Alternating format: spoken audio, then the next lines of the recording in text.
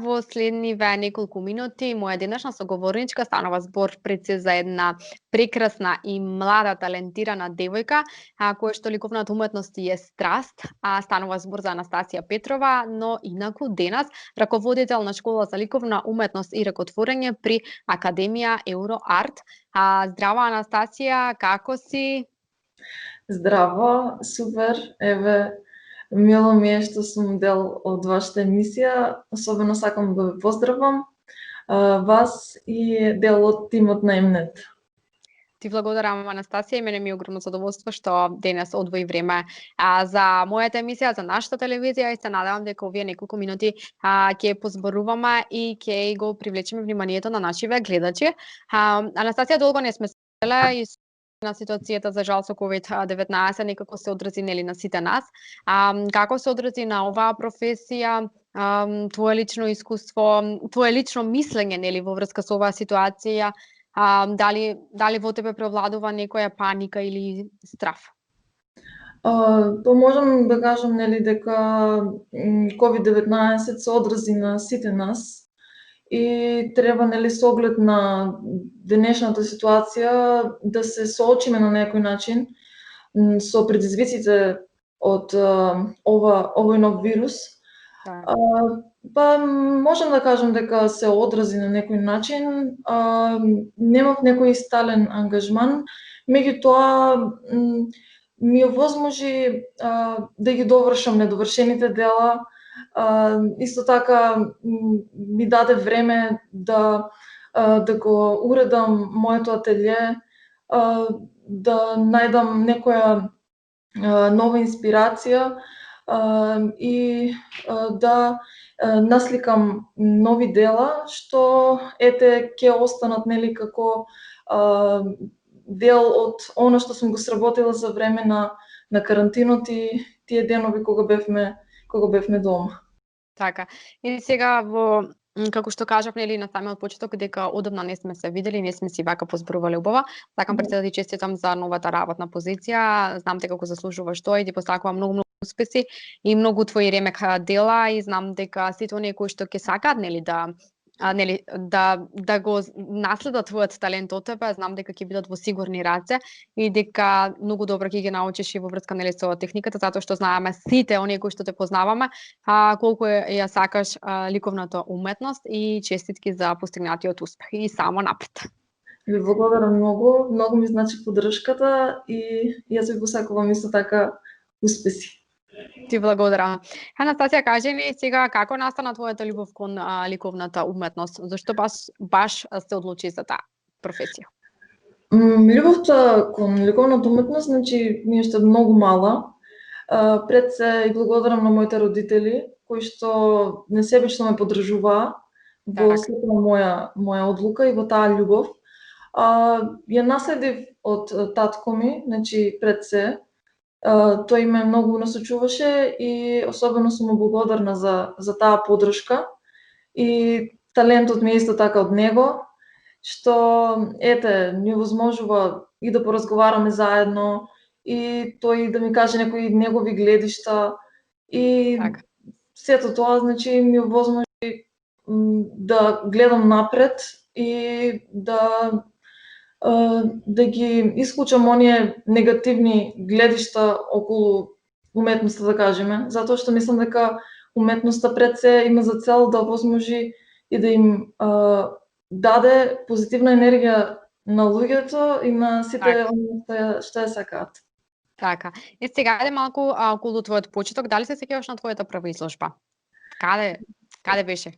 Првата изложба, па се сеќавам, тоа беше во основно, имаше конкурс од Агенцијата за млади и спорт, каде што нели оние кои што творат можеа да учествуваат и јас учествував со цртеж, тогаш тоа беа моите почетоци, се уште нели не работев со боја, сега повеќе работам со боја и особено ми беше нели драго што ги видов дел од другите учесници како тие размислуваат и споделивме нели различни мислења, различни искуства, што е особено важно за оваа професија.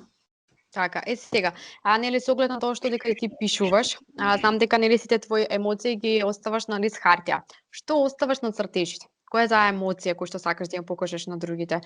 Дали сепак станува збор за некој дел од твојот приватен живот, некоја емоција, тажно, среќа? Малку да ни откриеш. Да, значи многу често имам размислувано околу поврзаноста на мојата поезија и на сликите. Па мислам дека има одредена поврзаност помеѓу нели тие две уметности, литературната и ликовната.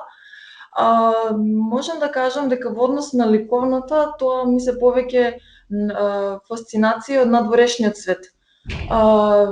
Пред се од природата, од боите. Во ликовната уметност, во сликите, пред се сакам нели да покажам таа фасцинација од боите, од светот околу нас, од чувствата, меѓутоа на малку поразличен начин, повизуелен, затоа што нели литературната уметност ни возможува со зборовите повеќе да се изразуваме. Да, а во ликовната е повеќе на визуелен начин, со боја и со форми. Така. Кои техники ги користиш? Пред се акрилната и маслената техника. Би кажала дека маслената техника многу ми лежиете. Ја возможува многу, нели, убав израз и убаво да се долови сликата, чувството. И акрилната техника исто така, во зависност нели што сакам да постигнам, каков ефект сакам да постигнам во сликата, дали да биде поедноставен, дали сакам да има повеќе боја, значи во зависност од што сакам нели да прикажам и да оставам на тоа дело кое ќе биде дел од моето творештво. Така. Сега вела дека наједноставната дефиниција за уметноста е творештвото на човекот, па кој е твоето творештво? Моето творештво би рекла дека посериозно нели се насочив кон него со започнување на студиите на факултетот за ликовни уметности и особено сакам да го поздравам мојот ментор Антони Мазневски, кој особено нели не насочи сите нас да тргнеме по нашиот индивидуален порив и да се насочиме кон нашата емоција која што ја прикажуваме нели во нашето творештво. Би рекла дека тоа се моите слики. Ете гледате дел од нив, кои ми се како инспирација од природата и сето оно што се случува околу нас и кои понатаму ќе се нели надоврзуваат кон нови инспирации и нови дела исто така кои ќе останат меѓу сите нас. Мене секогаш твоите дела ми прават нека убава свежина, па така да и сега ми се прекрасни кои што можам да ги видам позади тебе. Настасија, кажи ми, нели, пред малку го спомнат, нели, твоето образование. Ајде малку околу тоа каде го заврши образованието, твој најубав спомен и што би им препорачала на оние кои што сакат да одберат ликовната уметност. Значи образованието го заврши средното нели во гимназијата Славчо Стаменски, а високото образование на факултетот за ликовни уметности во Скопје при универзитетот Кирил и Методи.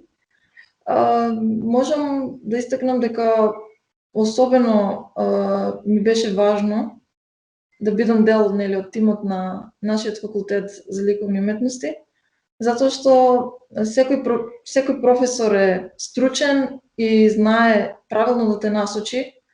Ете го споменав нели менторот Антони Мазневски, кој исто така имаше изложба пред една недела.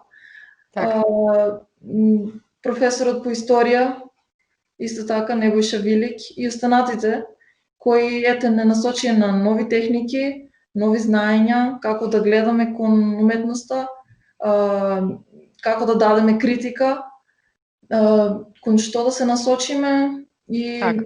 можам да кажам дека особено ми беше, нели, драго што сум дел од тој тим, како и заедно и со колегите можевме, нели, да поразговараме, затоа што секој од нас беше различен. И тоа беше убавото, затоа што секој од секој учеше и сите заедно се надобразувавме, споделувавме искуства. Така. И сега сум дел, се запишав на постдипломски студии овде на Факултетот за образовни науки, студиска програма методика. И ете, ќе продолжам и се надевам, нели, дека ќе бидам дел и од универзитетите понатаму. Така. И би им препорачала на сите да не се откажуваат од своите желби и од љубовта, нели, ако ја имат спрема Од некоја професија. Да не се откажуваат затоа што си треба Да. во овој наш свет. Така, ајде во оваа прилика да ги поздравиме сите твои ментори кои што се зад тебе и за твојот успех. Да, и за многу сакам да ги поздравам, значи сите кои Да. ме поздравуваат, и менторот, и професорите, и пријателите, Така. и така. Анастасија, со што се карактеризираат твоите ликовни цртежи? Пред малку кажа, нели, дека сепак е дел, нели, од природата. Друго кое што е она карактеристика впечатлива? Значи, друго со што би се карактеризирале, па би рекла дека со детална обработка на бојата и со многу пристапување кон детализацијата. Ете, освен од природата, исто така се насочувам кон абстракцијата. Меѓутоа, сакам да ги прикажам оние топли и ладни бои, нијанси кои ми оставиле на мене некој впечаток и сакам да го прикажам тоа на едно дело и да ја следам, нели, таа интуиција, затоа што ликовното творење е многу поврзано со интуицијата и нели, почнеш со делото и ја следеш таа линија, ја следеш бојата, која што натаму, нели, те води во творењето и во создавањето на таа слика и на крајот добиваш резултат кој најверојатно наблюдувачите ќе го оценат, затоа што ќе го забележат. Да, авторот различно гледа кон своето дело за разлика од некој друг. И тоа е убавиното, нели, на сликарството и на уметноста, затоа што секој го гледа различно. Дали од своите впечатлувања. Така, дали ги прифаќаш критиките? Како реагираш на тоа? Дали знаеш да се соочиш, например, со оние негативни коментари кои што, нели, сега се дел од секоја професија? Дали допираат до тебе? Па да, значи има, нели, најразлични коментари. Мислам дека отварат дискусија пред се и дискутираме дали е тоа, нели, валидно, дали е тоа негово гледиште. Нели, сепак секој има различен вкус и не можеме, нели, да го задоволиме вкусот на сите. Секој ќе му се допадне нешто различно. И значи се обидуваме преку дискусија да ги, нели, разработиме тие теми и најчесто се наведуваме на тоа дека секој е различен и дека, нели, не можеме да кажеме оваа слика е подобра од таа слика е подобра од другата, затоа што секој има различен вкус и така сметам дека, нели, секој може да го изрази своето мислење, но сепак тоа да биде во границата, нели? Да, сепак. До граница. Сега кажи ми кои се твоите досегашни ликовни работилници? Со ликовните работилници би кажала дека почнавме во 2016 со летната ликовна школа Библиоарт, која што за прв пат се организираше кај нас, нели, во нашиот град и во библиотеката Гоце Делчев. тоа беше едно интересно искуство, едно убаво дружење помеѓу Така. децата и оние кои што раководеа нели со таа работилница. Тогаш значи сите заедно твореа, сите заедно и слика и со пластелини се така помалите работеа. Имаше и други работилници, литературни, посета на музеи, разгледување нели на нашата историја, археологија. Едно Понатаму преубаво искуство. да, убаво искуство, сепак поттикнување на децата кои сакат да творат, кои сакат нели да стекнуваат нови знаења. Така. И тоа беше почетокот. Понатаму се организираа и други, и зимска школа. Ете сега во склоп на Академија Еурарт се организираше и онлайн изложба, каде што децата твореа на тема Залезот на сонцето и сите си го прикажаа на свој начин, што е нели сосем валидно и убаво. Така.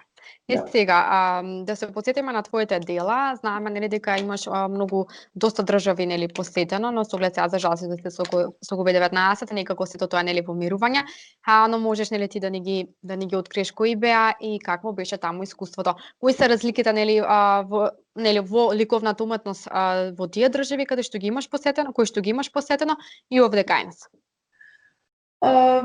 Значи можам да кажам дека во трета година на факултет, кога бевме предложени јас и колешката Лина Дамјан, која што ја поздравувам,